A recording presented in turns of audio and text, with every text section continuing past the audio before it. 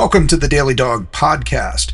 It is Game Week 3, which is the week of the Georgia-Tennessee game in Knoxville on Saturday, September 13th at 3:30 p.m. So the Dogs take it to the road this week. This is the Wednesday podcast in our Game Week 3. So we have already taken a look on Monday. We went back into the game against Austin Peay on Saturday and we broke it down, looked at the numbers, looked at what Georgia did, and thought about what we wanted to see and how did they do against that. Generally speaking, we were all left a little bit wanting from that game. A couple things I might circle back to that we didn't talk about before, but then we're going to move on. Yesterday, we dug into who is Tennessee? What is Tennessee like under Josh Heupel? He's been the coach now for 4 years, so this is the 5th year for him, and Kirby, obviously, this is his 10th year, so we've got a lot of track record here for the matchup between Josh Heupel and Kirby Smart, and it gives us some idea what to be thinking about as we look ahead and get close to making our predictions and really try to break down what we think is actually going to happen in this game. So that's what we did yesterday.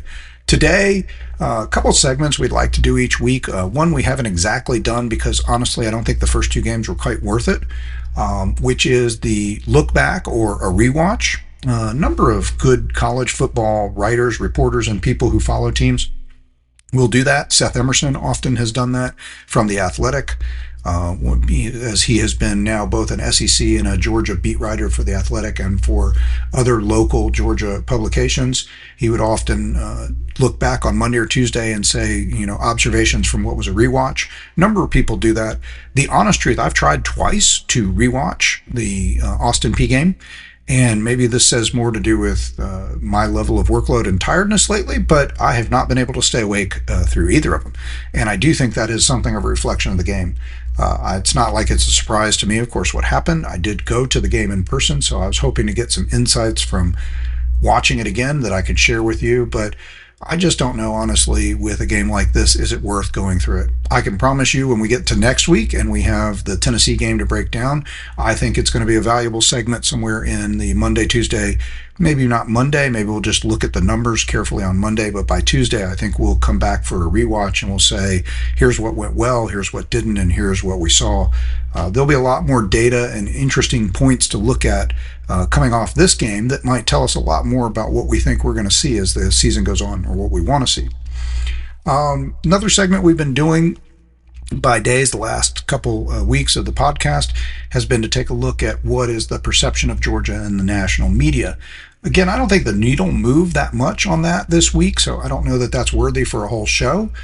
Next week it might be, and in subsequent weeks, as we get deeper into the season, it might take more unpacking. So we are going to talk about that a little bit today, but I think we're going to meld that in and do a little bit of housekeeping today. So I think we're going to go back and pick up a couple points that I didn't make from the first 2 days. I think we'll talk a little bit about what is the perception out there, where are we, and where do we think that might go as we're heading into this week, or what will this game do for that? What are we expecting to see from this game? And I think I want to dig a little deeper into, believe it or not, even going an hour long on sort of introducing Georgia and Tennessee under Josh Heupel and Kirby Smart and what have those teams done lately. There's still some decent data out there to take a look at and unpack a little bit. So hopefully we'll keep this podcast a little bit shorter. I apologize. I know we're late into the day, and I am committed to the idea of getting these daily out here for your consideration. But one of the things that also I'm also trying to hone in on is what's the schedule. I think a lot of people that I know are listening first thing in the morning. So I've really wanted to have these podcasts out somewhere in the 7 to 9 a.m. range, preferably 7 to 8, so that people who get up early, exercise, have a commute, listen while they're getting ready for their day, have something to listen to.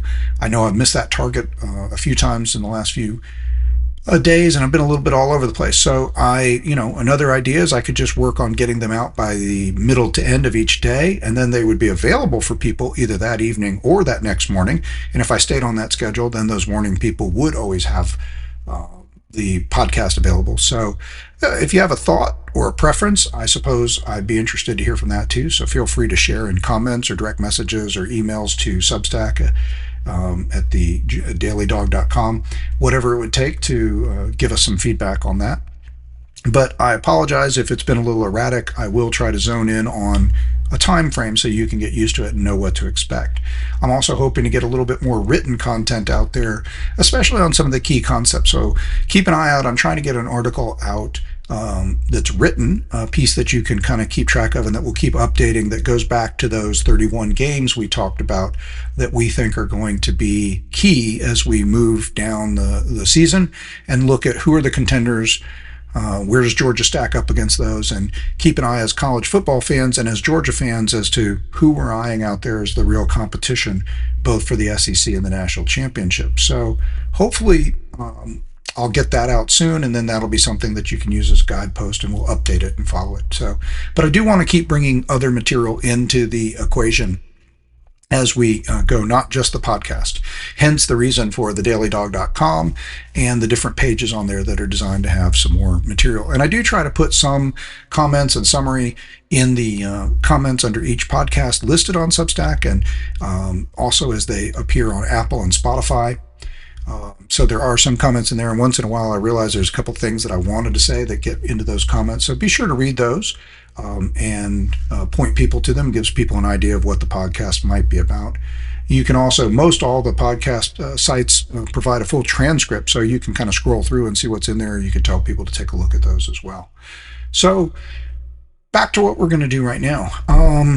I think one of the things I want to do, let's take a look. First thing I want to do is I want to throw a shout out to Ethan Barber, freshman tight end who, as many of you noticed, was hurt during the game on Saturday against Austin Peay.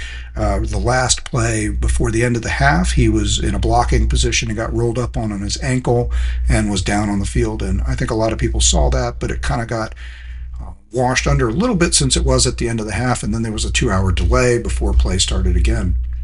So he's a freshman and a highly thought of recruit, the second highest recruit in the tight end room that we brought in, behind Ellis Williams, who we talked about before. But I will note that the Georgia offense was trying to use him in a little bit of a hybrid position that I think was going to be exciting. He was sometimes lining up at fullback, sometimes in a kind of an H-back wide position for blocking, tight end, traditional tight end position. And we certainly have a lot of very talented tight ends. We've been recruiting well. Obviously, Brock Bowers' success and fame at Georgia, and others before him, going all the way back to Isaac Nada when Kirby first came along, have really upped the stature of Georgia as a destination for high-level tight ends. And we've recruited well at that position. We still have Oscar Delp, who's been on the team for several years and drew early comparisons to his teammate at the time, Brock Bowers. Lawson Lucky, who's for some reason name I was stumbling over terribly in our last podcast, a legacy from a family of Luckies who played for Georgia and has been a highly thought of player both at this level and maybe even at the next level. But he's also, I think we continue to look ahead and think that look ahead and think that we're going to see more from those guys, that they're dynamic weapons, that we maybe haven't gotten all that we could out of them, and I think that is still true. So anyway, the point being is that we have a number of really highly thought of tight ends and guys who are already on the field contributing, so we may not notice Ethan Barber going down as a big hit, but he was being used in a unique way compared to the other guys, and I don't know if the offense will reconfigure for that hybrid look, somebody who can be a tight end, an H-back, a fullback, a little bit of a jack of all trades along the line there or not. But I also just want to say thank you to Ethan. Sorry that you were hurt. And I think as Dawg fans, we all need to take a moment to appreciate when these guys commit to the G, they come out and they work hard and they practice, they look forward to being a part of the team, and to have a player go down so early in the season.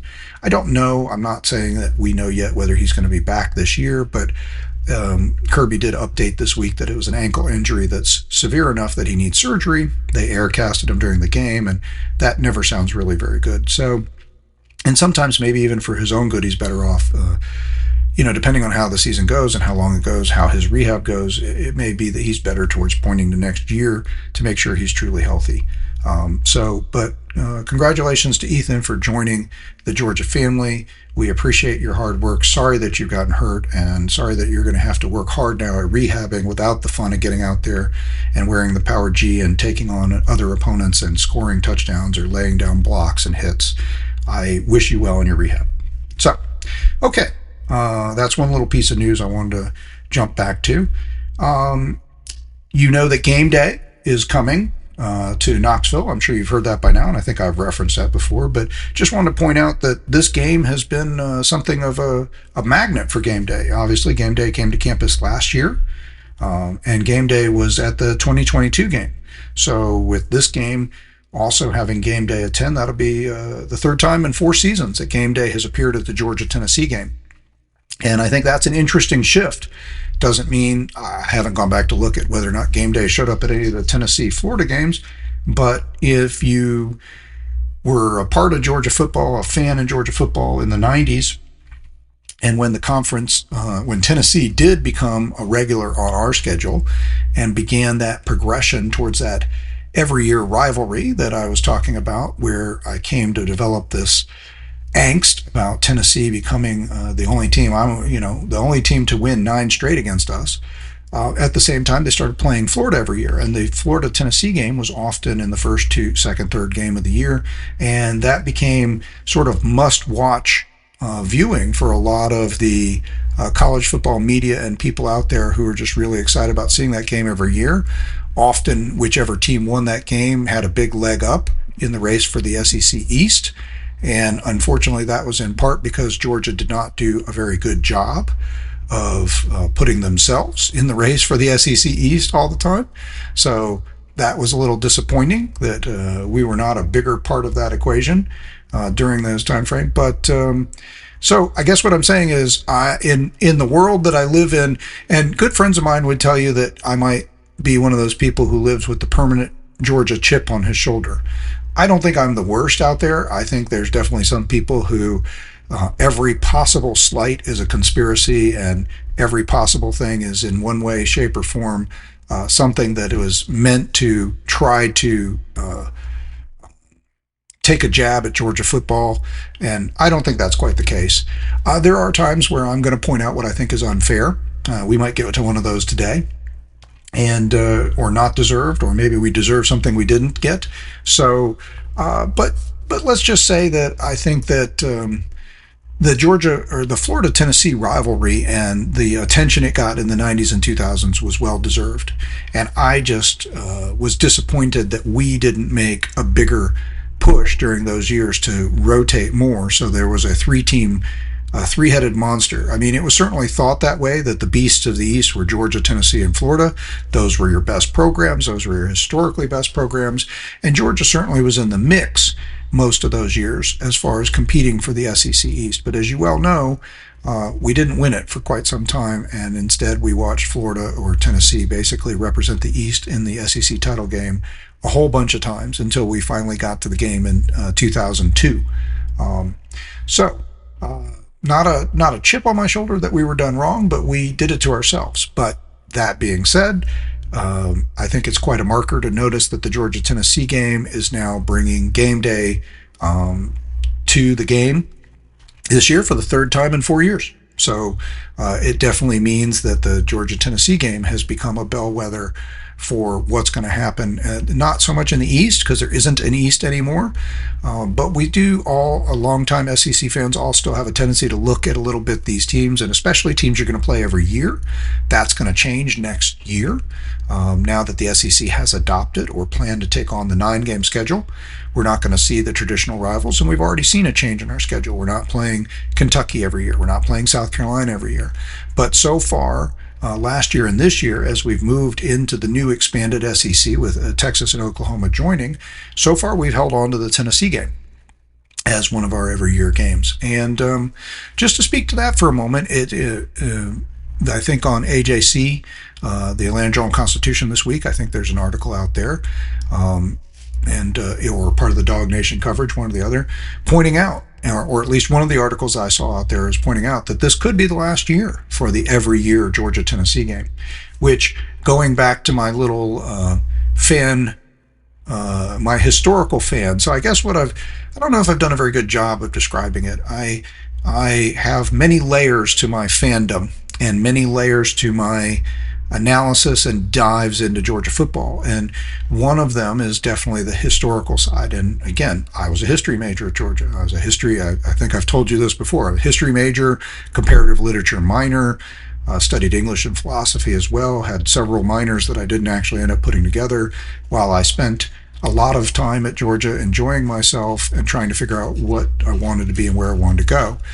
And in the end, I've been in business for most of my career, and I've enjoyed that, and it's been fine and good for me. But now I come to you each day because it's time to scratch an itch and to take advantage of my love of sports, Georgia football, and the chance to get to be a storyteller, which is something, a historical perspective storyteller. And so that's part of what I'm trying to interject into these podcasts. Some of the things that I'm bringing to you, I think, are similar to things that other people will bring to you about college football and sports in general. But I'm trying to wrap in some layers of some other stuff that even columnists and writers and beat writers and people who follow Georgia football probably don't have the time to reflect. I know a number of them actually are Georgia fans, like Brandon Adams, again, who does the podcast for Dawg Nation. He's a Georgia fan by his statement, and I love the fact that he does his Gator Hater update at the end of every podcast, saying how many, I think we're well into the 1700s now, of days and counting since Florida last beat Georgia. So that's excellent. Kudos to him, and I do recommend, I want you to listen to my podcast and follow thedailydawg.com, but I want to tell you about who's doing good work out there and tell you who you can follow if you're not already following. I'm sure a lot of these people you are following, but in my estimation, there almost can't be enough great Georgia material out there to consume. So back to the historical perspective. So I am interested in each season, each game, but I'm also interested in Georgia's place in history and where we rank in history. And as a proud Bulldog, as a proud Georgia alum, I'm always looking at and wanting to see our team ascend. And we get credit already as being one of those blue blood teams. We get credit as being one of the founding teams of the SEC, one of the original teams that was there forming the SEC. We get credit for our place in history, which is unequivocally, by any standard, among the top 15 teams in the history of college football. When you look at wins, conference championships, national championships, rankings, time spent in the rankings, all those things. We've talked about that a little bit in the past. But one of the things that has been fascinating for me to watch in my time as a fan, and it started when I was a fan, just to throw a little light on this, I was a fan on a certain level, kind of a lower key level, I guess, before I went to Georgia. I grew up in Metro Atlanta, and obviously the Falcons have been not the franchise of destiny within the NFL ranks, have yet to win a Super Bowl, and did finally at least get to a Super Bowl, but even mentioning that is the kind of thing we don't want to talk about. That was heartache and despair. So obviously the Braves, and I am a huge Braves fan, and I was a baseball fan before I was any kind of a football fan, and I was also a large basketball fan as a kid. So and I'm a fan of all sports. I watch Olympic sports, I watch soccer, I've recently begun watching F1. I've always enjoyed racing. I've been to some NASCAR races, some local dirt track races, you name it. I enjoy rally racing. There's a lot of types of sports out there, and I enjoy playing a lot of sports. I've also watched golf and tennis throughout my childhood and growing up. Not so much these days. I don't watch those sports quite as much as I used to. I still follow golf, don't really follow a lot of tennis.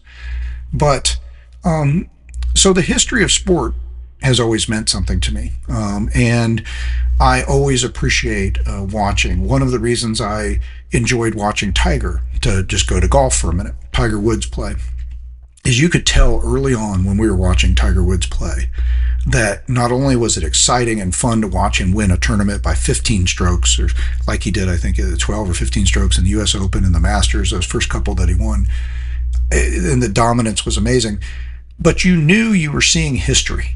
And then as he progressed in his career, you knew you were watching possibly the greatest to ever play the game. And I was just excited to, as a fan, to think that I watched this guy win all the majors that he won as he was stacking up his march towards Jack Nicklaus and possibly passing him for the most majors of all time. I'm still disappointed that his career probably self-imploded, hit a number of the bumps it did while he was still productive. I mean, at this stage in his life, he is not expected, though Nicholas had a Masters jacket won very late in his career, and Tiger, maybe before the most recent car accident and problems, maybe he would have had one more run to surprise us like Nicholas did one day, where you just wake up one day and it's like, hey, Tiger's at the top of the leaderboard of the US Open. He's going to win, or the Masters again. Probably more of the Masters, more likely. And maybe he still will, but it seems less and less likely. And I just was in love with the idea that in my lifetime, I would get to see the greatest ever. And it's arguable where he stands in that regard, and we could argue the difference between him and Nicholas and some of the other players and the eras and the ball and the clubs, whatever. He's clearly one of the, I hit the microphone, so if you heard that loud pop, I'm sorry. He's clearly one of the greatest players of all time. And so, okay, how does this relate? Back to Georgia. Georgia is clearly one of the 15 or so greatest teams of all time in the history of college football. And so right now there's 134 teams in FBS, or old school Division I football. And so that's great to be in the top 15 or so. But, one of the things that I get to appreciate as a lifetime fan is not just putting all my eggs in the basket of, did we win the SEC championship this year or the national championship? It's to look at all the things that we tally during the season, and how does that add to our stature throughout history? Because my fandom now, starting back, is approaching I don't even want to say. I mean, I guess you can figure it out. I've kind of led to some of that, but I try to leave it a little vague. But I've been a rabid fan for Georgia football for nearly 30 years or more. And I was an Associated fan, I guess, before that. I grew up here in Atlanta, so that's what I was trying to say. I watched Herschel Walker play. I heard about his feats. You couldn't not if you lived here. And given that we didn't have a lot of great sports and the Braves had not broken through as a champion, the Falcons were nowhere near, then, we glommed on. I think many people became fans of Georgia football here in the area because, there was something good and exciting, and it's probably the best team in the area to watch. Tech fans maybe getting their themselves bristled up a little bit. And hey, look, kudos to Tech. Tech is one of the all-time great football programs too, especially historically. But here's the difference. Tech from the turn of the century, from the earliest days of football through the 50s and maybe even in the 60s and 70s a little bit, Georgia Tech was one of the great programs of all time. So there's a reason that Georgia Tech shows up as one of the teams that you see depicted in the movie Rudy. Because Notre Dame, one of the great historical teams of all time, they're showing some of the games that they played and talk about it. There's Georgia Tech right in there because they were playing Notre Dame. They were playing the best of the best. And Georgia Tech has 4 national championships in their history to claim, and they are and historically have been a great team. But much of my Georgia rabid fandom time, Tech has not been great. Now, early on, they did have a great run. They split the 1990 national championship, and I still have a lot of Bulldog fans and friends who don't acknowledge that. And if you ask them who was the 1990 champion, they'll say, Buffs, go Colorado. And one of my best friends lovingly bought a Colorado national championship hat that year just to wear around town and make sure he stuck it to Tech fans. So we can dig into Tech rivalry more later, but I'm giving them kudos. And I'll tell you the honest truth, another sidetrack. So this is today we're going to squirrel all over the place, I guess. But one of the other things I'll say about Georgia Tech is that I want them to be great.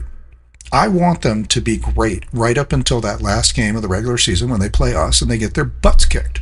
It has not been fun. It's great to dominate them, but so many of the current batch of students and younger people and people who were students and became fans over the last 20 years barely recognize Tech as a rival.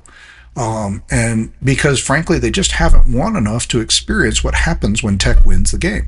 And I don't want to go too deep into that. I'm going to have a whole segment on that somewhere in the future, maybe in the off season, stacking up things that we can talk about to live up to the Daily Dog name when we don't have football season to talk about. There'll be other sports. We're not going to break them down like we do football. So what are we going to talk about? What are we going to reflect on? We're going to reflect on some of this kind of stuff. But we'll get back to that another time. The point is that Georgia Tech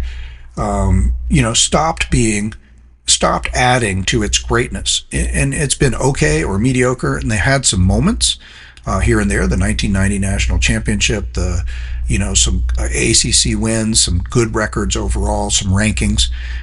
But by and large, they have slipped into that group of teams that's somewhere in the top 20 or 30 all time among college football teams. And again, we'll break that down at some point and figure out where they are. But they're probably in that discussion in the top 30 or 35 at least. I'm just shooting off the top of my head actually, but because of what they accomplished, from the turn of the century through the 50s and maybe up into the 70s, like I said, and then throw in the 90 national championship and a few sporadic seasons here and there. But by and large, for most of my lifetime, Tech has not been a dominant team. They've spent more time cutting down the size of their stadium than figuring out how to, sell more tickets. So, as a Georgia fan, we can appreciate and we can look at these games like we're going into right now, and we can appreciate the history of it. We may or may not win the SEC championship this year. We may or may not win the national championship. It's not really reasonable to base all of your love and thought and positive energy about Georgia football on just the championship. You need to look at these games against the rivals, and you need to look at how we keep adding to our history as a great team with each and every important thing that we do. So this week offers another chance. I brought it up yesterday. The Tennessee game, we have a chance to beat Tennessee for the 9th time in a row. And what that would do is that would change the history books to where they would not own a little piece of history over us, where they have the longest win streak of anybody. Well, they will still have that, but they will not have the bragging rights. And you say, who's bragging about this? I know some of you are going to be like, are you crazy? Like, who ever came to you and bragged that they, that they have a 9-game winning streak and we don't? Well, it's out there. They have in their history that they won 9 games against us, and until recently, we weren't close. But now we're up to 8, and we can make it 9 this year, and if we can carry on next year after that and do it one more time, we could make it 10. Now, we might not get the chance, and that's where I rabbit trailed off of this, because Tennessee may not be one of our 3 permanent rivals. So the Tennessee game, it's not going to go away, but the way the new SEC format will go is we'll have 3 permanent rivals we'll play every year, and then we'll rotate the rest of the SEC playing a home and away, and the promise is they'll arrange the schedule so that you play every team home and away in the conference every 4 years. So every 4 years, we'll get 2 games against Tennessee. So if this is the last every year game, because maybe Kentucky or South Carolina get chosen to be one of our 3 permanent rivals, I mean, we know that it's going to be Florida and Auburn are the other 2. That's what it has to be. So the third is a matter of some debate. Many of you might not even remember, but once upon a time, Ole Miss, I don't know if you could call it a rivalry, but we used to play Ole Miss every year. If you go back and you look at the series history, we played them every year for a long time. We were still playing Ole Miss every year when I started at Georgia. And I found that a little surprising because honestly, I was vaguely aware of Ole Miss, but I didn't know a lot about them. And they didn't win a lot, but to them it was a big deal. In fact, I don't remember if it was the first year or the second year. It was somewhere between my first or second year, I think. Ole Miss had come to town and they won the game.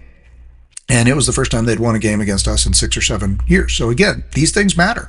And fans of their team, the Ole Miss Rebel fans that came, kind of had a sense of that history. They knew this was unique, even though we were not a great team during those years. I mean, during the 90s, we were not consistently great. We had moments of greatness, but we were not consistently great. And they were still as excited as you could possibly be to come to Athens and win a game between the hedges against Georgia. So I think this was my second year, and because I had an obligation that I, for one reason or another, anyway, I'd been part of, I digress. The point was I had gathered a whole bunch of the plastic cups that you get, with the drinks at the stadium, Georgia branded cups. And I had a whole stack of plastic cups I was carrying, and I was walking up Lumpkin towards downtown, and I was dejected because I'd just watched the Dogs lose, and I couldn't believe we'd lost to Ole Miss. And but a pack of Ole Miss fans was on the other side of the street. They came running across the street. I was near the big iron fence. near at the top of North Campus, and they came across the street, ran across through traffic, across Lumpkin, because they saw me with a stack of at least 50, 80 cups or something like that I'd collected that I was walking down the street with, and they came running up and they said, "We didn't get any cups. Can we have some cups, please? We have to take something home. We just can't believe we won this game, and we're so excited. And I'm so sorry to ask you this. I know you're a Georgia fan. You're probably upset, but can we have some of these cups? We need something to take home as a souvenir." And I was happy that they were so excited. And so I gave them a bunch of cups and they were tickled. So anyway, I think that's a funny story. So to me, that's the kind of appreciation. And so that's where we are. So the Tennessee game this may be the last time it's an every year game. So I really do want to see us win it to get that 9th in a row and at least match them where they don't have something over us, where they had a 9-game win streak against us, but we never had a 9-game win streak against them. And I really hope that if it's not next year, somewhere down the road, when they get back on the schedule, we can keep the streak going and at least get it to 10. I'm not saying I want to start losing after that, but if we get to 10, I think we'll have done something that's really historic and important. And how you compete against your rivals is kind of a big deal, especially for a team like Georgia that has so many rivals, and so many rivals are good teams. And make no mistake, Tennessee is one of the great teams of all time as well. It's also possible. And here's an example of historical perspective. And I'll get into this another day, again, when we get deeper into history one time and we talk about the other teams in the SEC and Georgia's place.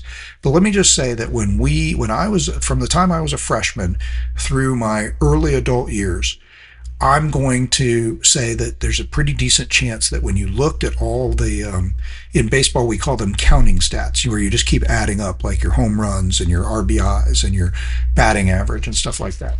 Well, I'm going to say when you look at Tennessee's counting stats, all-time wins, conference championships, all those things, that they were probably ahead of Georgia for a number. If not when I first came to Georgia and became a fan, during that run where they did win and where they won a national championship in 1998 and where they won a couple conference championships, appeared in the SEC championship game a whole bunch of times when we never had made it.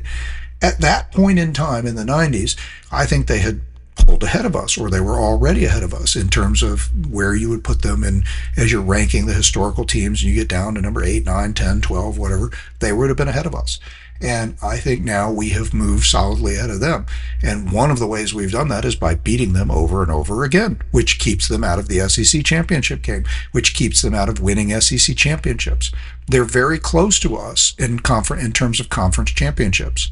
And whether or not, in terms of, and that's one of those things you would look at. In fact, I'm just going to take a look at a few things right here. So here's an example of some of the things you could look at. Our largest margin of victory ever against Tennessee was 44 points in a 44-0 win in 1981. Our longest win streak so far is currently the 8-game win streak. Their largest margin of victory against us was a 46-0 win in 1936, and their win streak ran from 1989 to 1999, which was the 9 seasons. If you look at some of these quote-unquote counting stats, we have a 667 all-time winning percentage, which it makes us 12th all-time in terms of winning percentage in college football history. They are 11th with a 671 winning percentage. We claim, and we've had this discussion already about national championships, but we claim 4 national championships and they claim 6. At the moment, I don't have any clear breakdown on those 6, but I can tell you that I think only 2 or 3 of those would be in that consensus category we talked about before. We'll look into that at some point and break that down a little bit more. They have 16 conference championships, and we have 16 conference championships. Now, I don't have the list right in front of me, but I can tell you that we are ahead of them. We are second all time in the SEC and SEC championships. Both Tennessee and Georgia were part of the Southern Conference that existed before the SEC, and I'm not sure what other conferences Tennessee might have been a part of. I don't know if we were part of another one either. But so we have one conference championship from somewhere else because we have 15 SEC conference championships. I think we were the Southern Conference champion at least once, and they have 16 championships in a conference. And I don't remember off the top of my head right now, and I don't know if I can get to it real quick, but I want to stay on this list. But they're somewhere in the neighborhood of 11, 12, or 13 all-time SEC championships. So they're just behind us. But we have pulled ahead recently because We have been beating them every year, so they haven't gone to the SEC championship game, so they haven't won it. So we've moved ahead in SEC championships. We are second behind Alabama, who is, of course, way out in front of everybody else. They've already finished. If this was a track race, they're already sitting at the finish line, sipping a cold drink and waiting to see what the rest of us do. We have been to more bowl games than they have, 63 to 57. We have more wins. They have a better winning percentage, but we have more wins. We are ninth on the all-time win list at 894. So we are working our way up, and we'll should cross this season into the 900 group with the other schools, the 7, 8, 9 schools that have already crossed into that category. So that'll be a new place to join, 900 wins. They are at 877, so they're a couple years away from joining the 900 win club. We both have had 41 consensus All-Americans. That's a big honor, and that puts us both at about 14th all time. We have 2 Heisman Trophy winners all time, as you well know. You're familiar with them. Tennessee, especially because of Manning getting snubbed, no Heisman Trophy winners in Tennessee history. That's kind of shocking, actually. And we have 392 all-time NFL draft picks. They have 376. We've had 52 guys go in the first round. That's 10th all time. They've had 48. That's 12th all time. So are you seeing some of the comparisons here? We have spent 678 weeks in the AP poll in the history of Georgia football. That's 10th all time. They've spent 635 weeks in the AP poll. That makes them 13th all time. So, and then recently, this is one I've mentioned before, where we really leapt ahead in our history. We have spent 54 weeks at number 1 in the AP poll. That makes us 9th all time. This is something that really moves us into the upper echelon, and it was something we were much further down on. I mentioned this on a previous podcast. We've had 39 weeks at number 1 in the last 5 years. So that alone would be enough to be among the top 15 or so, but it's moved us into the top 10 all time, whereas Tennessee has spent 18 weeks in their history at number 1. That's 19th all time. So in most of these categories I've mentioned, we are either tied with them or lead, and most of those things push us somewhere in the 9th, 10th, 11th, 12th all time. They're kind of hovering more in the 14th, 15th all time list. So yes, it'll be great to record a 9th all-time win, or maybe a 10th all-time win, or 10th, not 9th all-time win, 9th win in a row against them, maybe 10th if we get to that next year or a couple years down the road. But the honest truth is, this is an opportunity for us to improve our historical standard every time we play Tennessee, because they're one of the great teams of all time, one of the top 15 teams probably of all time as well. We get a chance to continue separating the distance between us and them each time we play and beat them.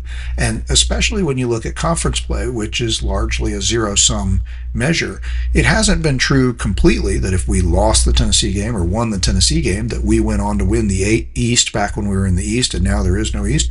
It doesn't necessarily boil down that way, but most of the time it does come down, or has come down on all the time we were in the East from 1992 forward until last year.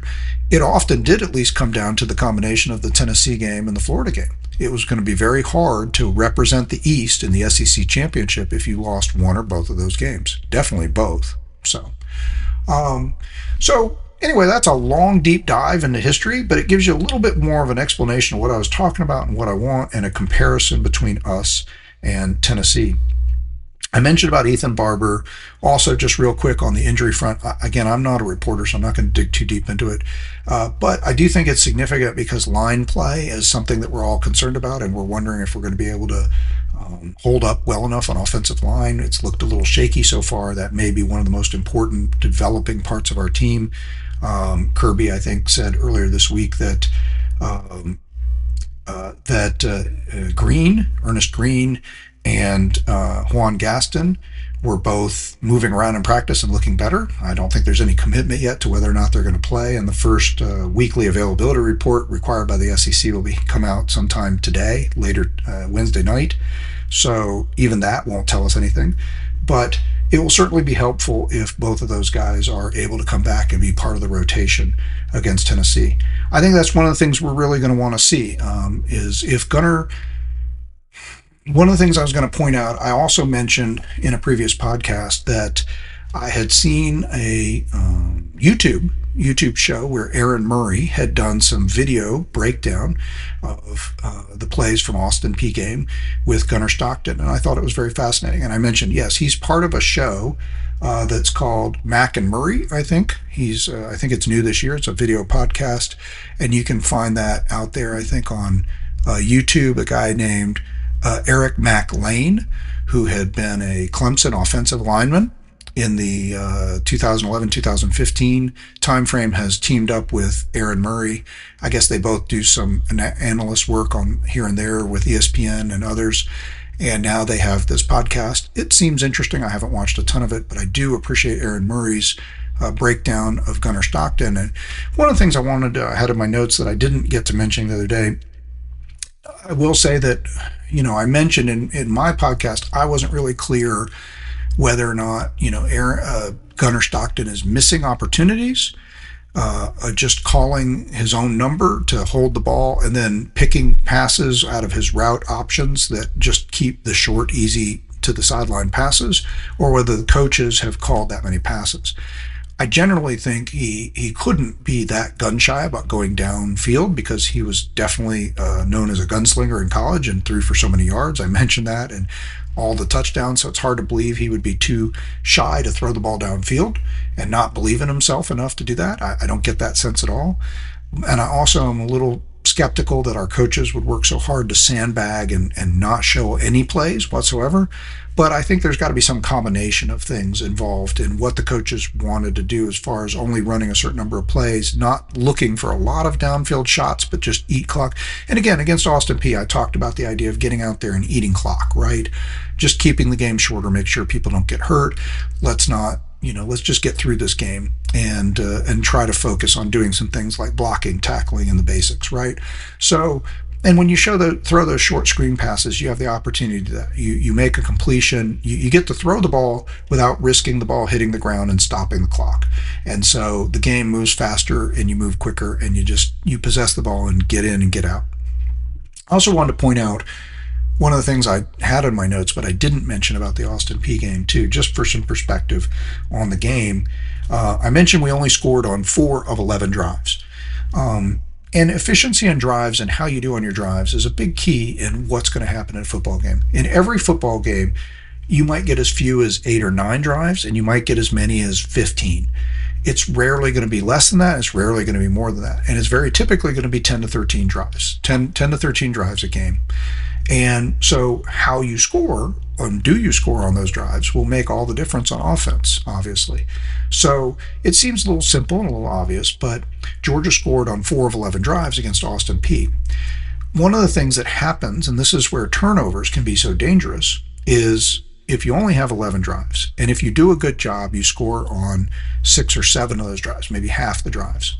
Tennessee in the game against Syracuse scored on 6 of 12 drives. They also had a defensive score, so they actually scored 7 times, but that wasn't a drive.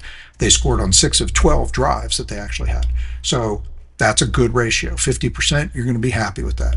And the efficiency of that's going to come down, did you settle for field goals or did you get touchdowns? When you got in the red zone, did you get touchdowns? These are all things you're going to break down and look at. So we had 2 turnovers.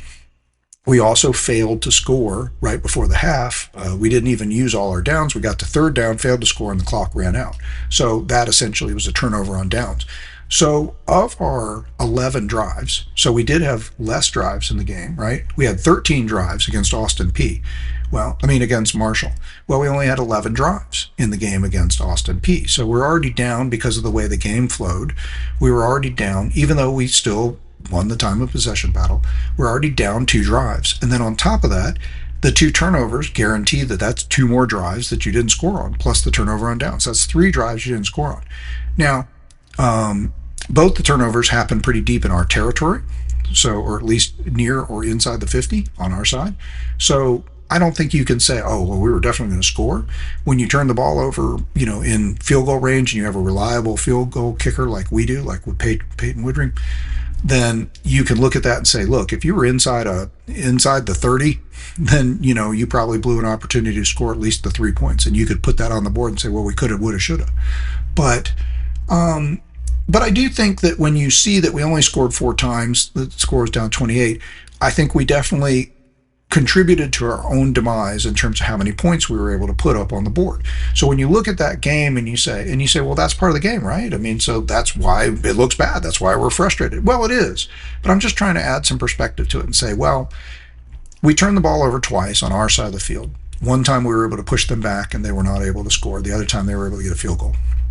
And so if we were able to move the ball down the field on those drives, there's a good chance we could have scored. And if you just look at our efficiency so far, we've basically been averaging 1 field goal a game on our drives, and it's very reasonable to think that we would have matched the output of Marshall, where we scored on 7 of 13 drives. We could have scored on 6 or 7 of these drives. So I think there's a decent chance we would have scored had we not fumbled.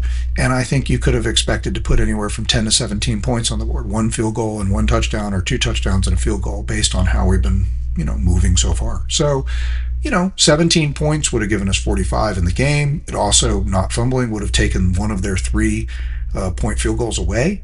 So, if you get those 3 scores and you take back the field goal, all of a sudden the game scores 45-3.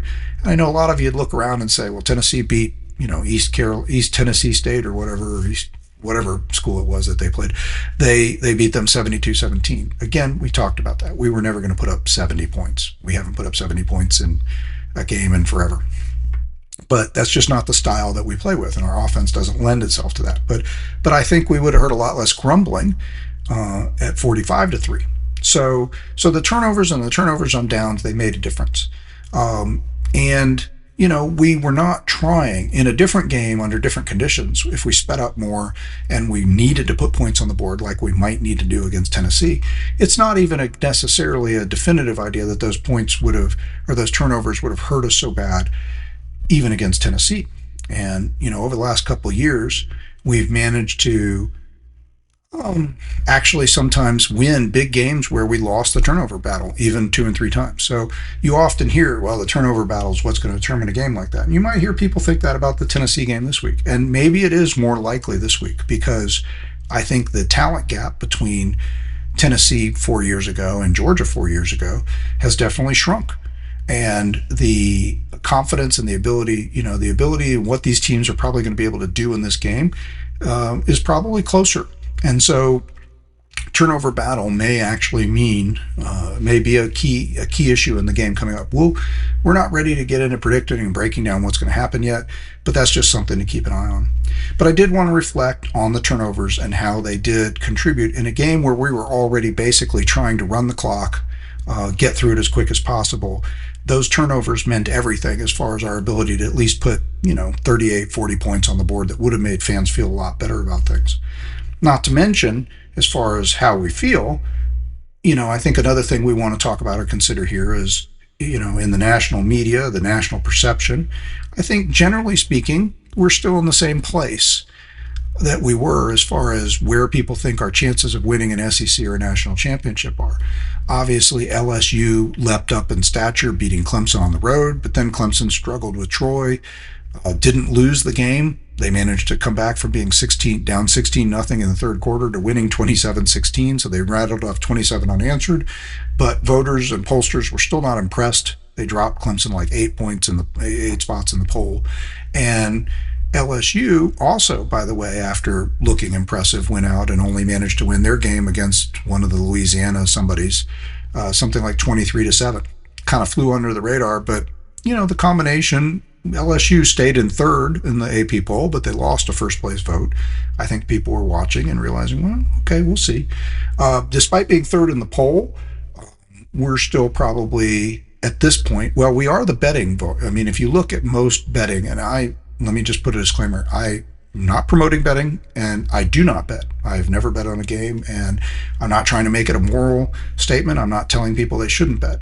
I would prefer that there was less gambling in sports because I'm a purist, and there's a lot of things that creep into the game and the discussions around the game because of gambling. That being said, I don't really care what people do. I don't, And so I won't give you gambling advice. I won't give you take the over or the under. I'll always tell you who I think will win. I don't care who wins against the over or the under against the point spread. Now, I do follow point spreads. I am, in addition to being an English and history guy, I'm also a bit of a math junkie. And I love stats. And I love playing with statistics and formulas. And so one of the things I'm just impressed beyond, just amazed, honestly, is Vegas's ability to set lines for games, and especially if you look at it in the big picture. In any one game, you can always find an example where somebody was a 15 point, Alabama, okay, first week was a 13.5 point favorite on the road against Florida State, and they lost 31-17. So that was completely backwards, right? I mean, it was 28 points out of whack or whatever. So that was, a totally blown moment in sports betting, if you will, or the line. But I tend to believe Vegas's lines and what it tells us about games a lot more than I do a lot of the experts in college football who get paid to talk about college football, because the amount of accuracy that they bring to the table is often stunning. And you're going to hear more and more about that as we keep doing these podcasts and get together and talk about it. But so right now we are the betting favorite in many places, and that's why I reference it, not for betting, but as a informational, and I do think it's instructive. We're a betting favorite, a slight lead over Texas as the favorite to win the SEC still. LSU is not in that. It's Texas, Georgia, and then everybody else. And we are still, in most places, if you look around, you'll see we're maybe third, fourth, or fifth, about fourth, I guess, on average, as far as odds to win the national championship, with Ohio State being first. So, and those odds are pretty close. When you get down to seventh, the odds are a lot longer when you start looking at the seventh and eighth and ninth teams. So the top 4 or 5 are kind of lumped together pretty close. We're within pretty short odds of Ohio State from first to fourth. So that's not the media perception, but that is the betting perception. And the betting perception, again, one thing I'll say about these people, media people are paid to write, and they're paid to talk, and they're paid to get people to pay attention to them. And often a good way to get people to pay attention to you is to be controversial. Vegas and the odds setters at Vegas are paid to protect the money. And protecting the money means that they get these lines as close as possible, so that when it comes down to this field goal or that field goal at the end of a game, or this goal line stand versus that field goal, then that's the difference between whether they paid out a ton of money or they kept their money. And you know what they want to do? They want to keep the money. And they're astoundingly good at keeping their money. Even the best prognosticators, even the smartest people who spend time analyzing and breaking down and betting on games, no matter how good people tell you they are, the best most people do is break even, because Vegas is really good at keeping the odds to where they break even. And most of the time, breaking even is going to favor the house or Vegas. So another reason I don't bet, no matter how good I get at predicting the games. Sorry, I hit the microphone again. I don't think it would be a good plan. Now, that being said, I brought up the betting favorites because I think it's really important who Vegas thinks is in the lead for the national championship and the SEC championship, because they've got a lot riding on it, a lot more than just talk. So I think that's instructive. And I do think the national media also, and the SEC media, I think most people still see us in that place too. Like I said, in most places, we are still fourth or fifth. We're sixth now in the AP poll, but I think most people would tell you, look, Georgia's going to be in the playoff. Georgia's one of the top teams to consider. But right now, they're still looking at other teams out there as teams that they think, based on what they saw last year, what they've seen so far this year, what they think about the players we have, they haven't seen that much from yet. That's what they think they're expecting, and they're saying, look, Georgia's going to be there. Georgia may yet be the team, but they're going to have to show me that they've reconnected with this group of players. But we're sitting there, just below the top few contenders.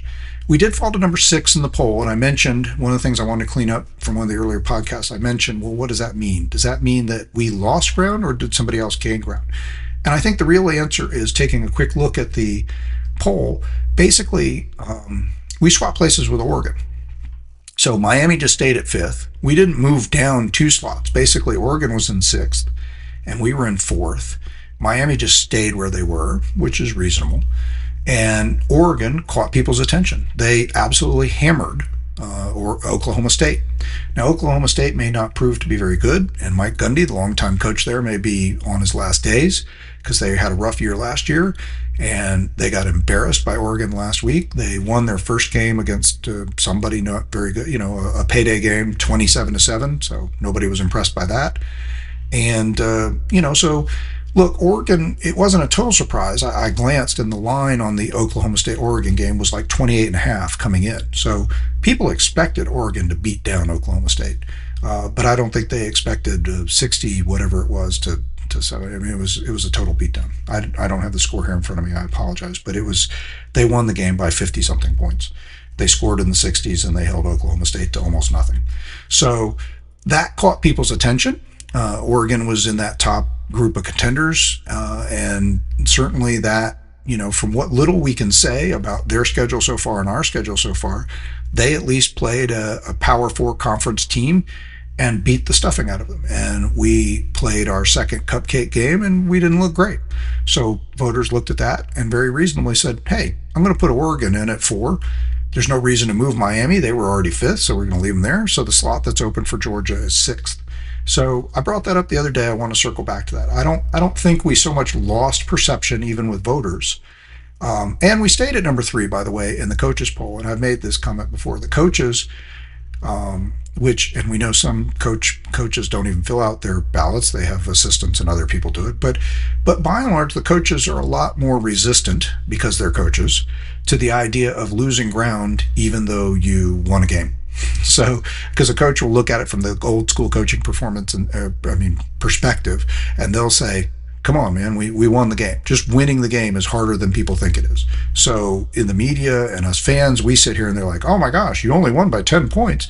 Coaches have the perception of, look, I know how hard it is to win any game by any number of points. So they're less likely to move a team down that won by perception, because their perception is, hey, you won. So we stayed at number 3 in the coaches poll, but we talked about that too. Coaches poll doesn't really have, other than that first preseason poll, because it comes out a week or so before the AP poll, nobody really pays attention to the coaches poll after that. So, but hey, something to look at. Coming into this game, ESPN has their FPI Football Power Index, and their predictive model that they use to predict who they think is going to win the game. And if you've looked at their website, you'll see that they have Tennessee as a 51.5% favorite to win the game according to their FBI index, and so that makes us a 48.5% favorite to win the game. But going back to Vegas, what does Vegas think? Well, before we finalized our games, or when they first opened the betting line for this game, which I think might have even been before we played our last game, we started as a 6.5. At some point early on, we started as a 6.5 point favorite in this game. And currently we're still holding, and have been holding all week so far, as a 3.5 point favorite. So despite what you feel like might be a lot of momentum, and going back to perspective and the AP poll and the rankings, Tennessee also got a huge jump. They jumped up 7 spots to number 15 to make this a top 15 matchup. And again, I think, so when we go back to this idea, is Georgia being treated fairly in the polls? We lost the 4th spot and fell down to 6th, and I just gave a long explanation of that. And I think that's fair.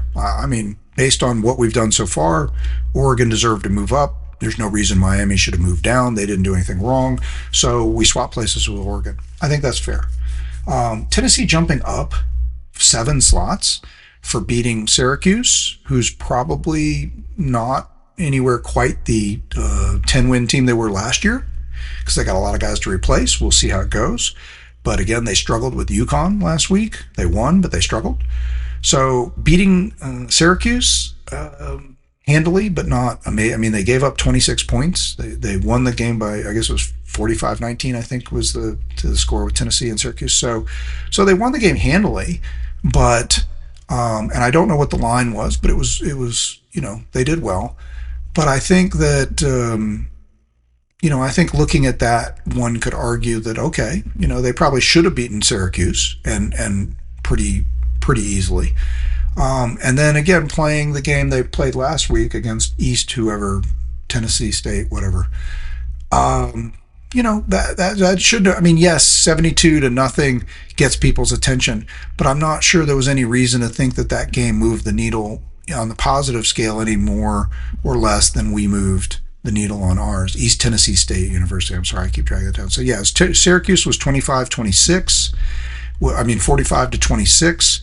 Tennessee came into that game as a 13.5-point favorite, so they won the game by 19 points, so they covered the spread. A little bit more than people anticipated, but they were nearly a 2-touchdown favorite anyway.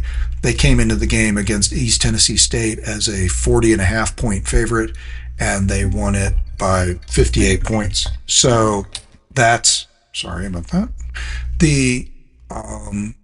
I think that again, they're a class above that. And I guess the other thing I would say is, look, we've seen this. This goes back to something I said yesterday, but I'm just going to codify it a little bit more. We've seen this before last season. Just look at the beginning of Tennessee's schedule last year. Chattanooga was their first game out. They won 69-3. Okay. Then they played NC State, who was way overrated and turned out not to be a very good team. NC State was ranked 24th at the time. Tennessee was a 9-point favorite in that game. They won 51-10. But NC State turned out to be terrible. So, okay. And then they played Kent State, another cupcake game. They were a 49-point favorite and they won 71-0. Looks pretty familiar, right? So Tennessee started out like a house on fire last year too, and that was not really instructive of anything other than to say, look, they started ranked 15th. They finished the season 9th, so they exceeded expectations, you could say. They were a top 15 team, but they finished in the top 10.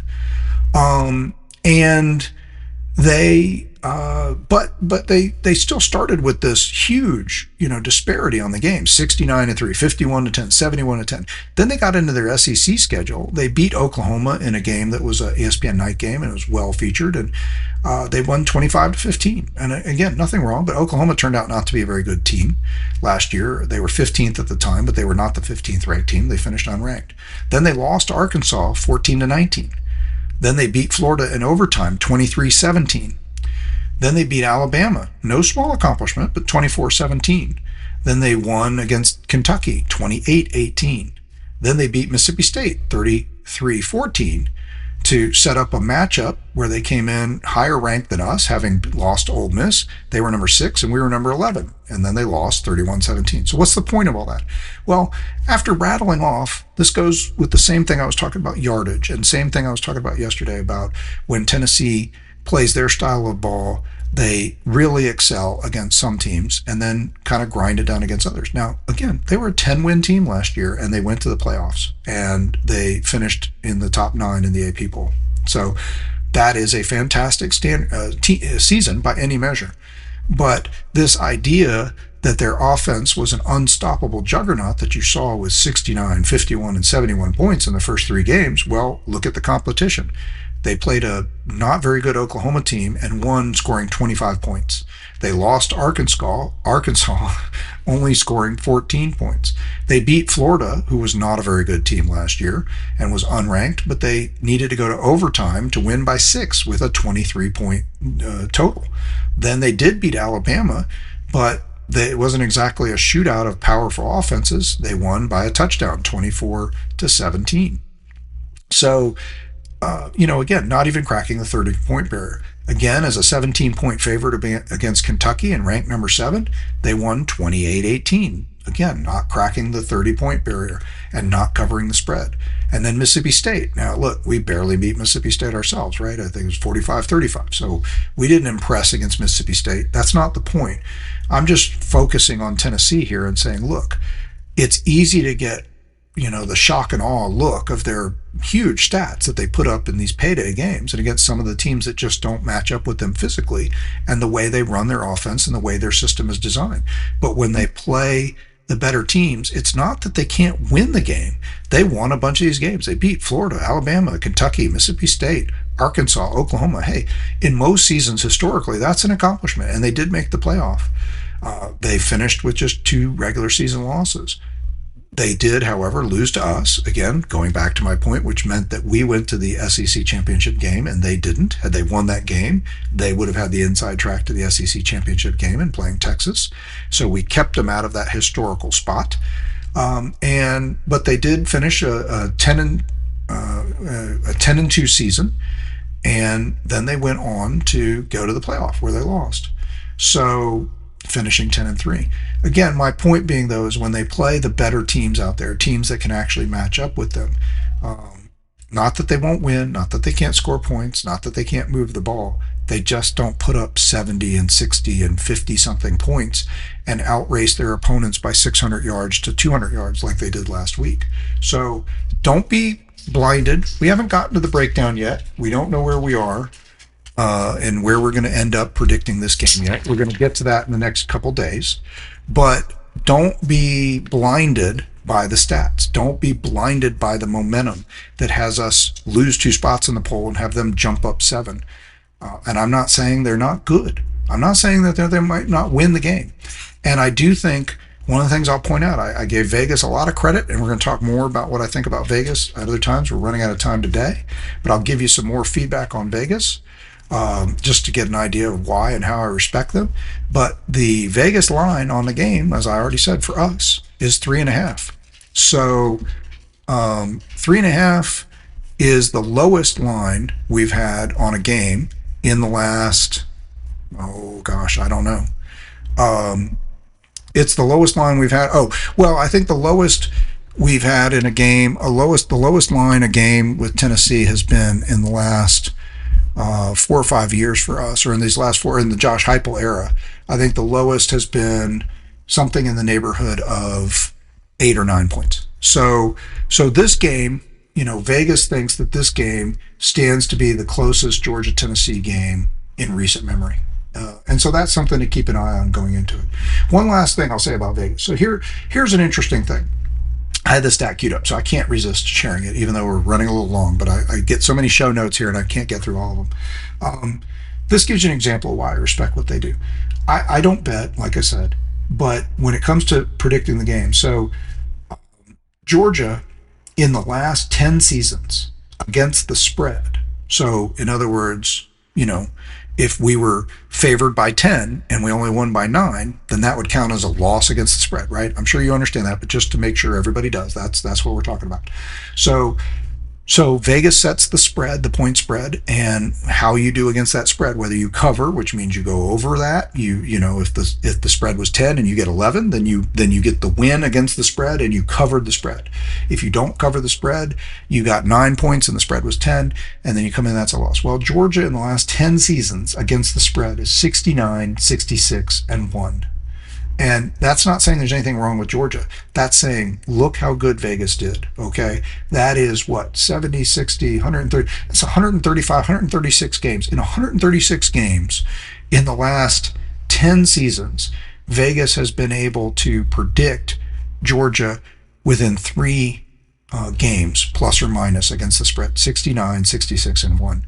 And Tennessee, since I have them queued up, I'll tell you what theirs is too. Tennessee is 61, 63, and 1 against the spread in the last 10 years. So again, 2 games off, right, of 500. And that's really what they want. They want 500. I mean, that's what they're shooting for here, is the spread is like a curve in academics. It's meant to normalize, except it's kind of like a reverse curve. Instead of, in this case, it's normalizing everybody back to neutral. Because if you neutralize the game, so everybody could tell, looking at like who would bet on Georgia versus Austin Peay to take Austin Peay to win. Like, so the spread normalizes it, makes it even, so that it's kind of even odds, and then that way people bet and they feel like, oh well, Austin Peay plus 40, I'll take that bet. And if you took that bet last week, well, you won, because Georgia only scored 28, they only scored 6, but guess what, that was well inside 40. So Austin Peay in the points last week, you were a winner. Tennessee in the points last week, East Tennessee State against Tennessee, you were a loser. They gave you 40 points and it still wasn't enough because they scored 58. But they're good enough at figuring that out in Las Vegas that over a 10-year period of time, these two teams, and they've had wildly different records in those 10 years. In those 10 years, we're 115 and 22, and Tennessee is 75 and 50. So 125 games, 137 games, 137 for Georgia, 125 for Tennessee. And in those games, Tennessee is only 2 games under against the spread, Georgia's only 3 games over. That's amazing. That's why I pay attention to what those numbers are. Not because I want to bet, and you'll hear me call them out all the time, but these people know what they're doing, and that's because there's millions and billions of dollars on the line, and that's what they care about, not whether or not you thought their hot take was, worth sending out again on viral video. So, listen, that's a lot of cleanup of a few ideas that have been floating around out there. Next week, we're going to continue to work towards predicting the game and talk about what we actually think is going to happen. And we'll have more of what the media really thinks and what other people think as predictions start to roll in on Thursday and Friday from other people. So we'll talk a little bit about that because this week, it's going to matter. Didn't matter in the previous week, so we didn't do segments on that. But this coming week, we're going to want to talk about what the different experts thought, and then we're going to circle back next week and see who was right and who was wrong. So we'll keep an eye on how they're doing out there. So thanks again for listening. Please share the podcast with other dog friends or college football interested or sports interested fans. Please send me any comments. Again, comments come rolling in. I'll be happy to address them. Tell me what you want to hear or talk about. I'll be happy to talk about that. Have a great rest of your Wednesday. Look forward to seeing you again on Thursday, and go Dogs.